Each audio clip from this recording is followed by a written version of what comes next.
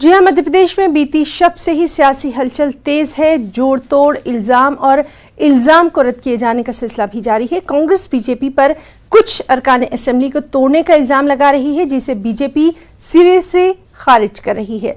BJP leader Gopal Bhargava ने एक press conference की और कहा कि जो सरकार पॉलिसीज और उसूलों की बुनियाद पर नहीं बनती, उसका हशर यही होता है।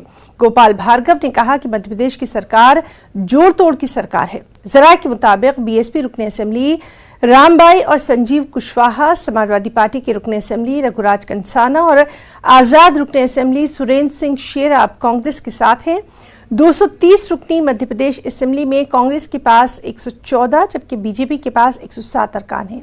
बीएसपी के पास 2, एसपी के पास 1 जबकि 4 आजाद अरकान हैं। 2 सीटें अभी खाली हैं।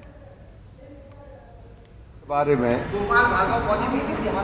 प्रामाणिक रूप से बहुत जानकारी नहीं है, लेकिन जो घटनाक्रम है, जो मैंने अभी फौरी तौर पर समझा है, मैं इतना ही कह सकता हूं कि जो सरकार सिद्धांतों, नीतियों और कार्यक्रमों के आधार पर नहीं बनती है, ऐसी सरकार का यही हश्र होता है जिस प्रकार की स्थितियां सामने आ रही हैं। जोड़ तोड़ करके सरकार बनाना एक अलग बात है और सुशासन के उद्देश्य से सरकार चलाना एक अलग बात है। ये सरकार किसी सिद्धांत, किसी कार्यक्रम, किसी नीति, किसी विचारधारा के आधार पर नहीं चल रही।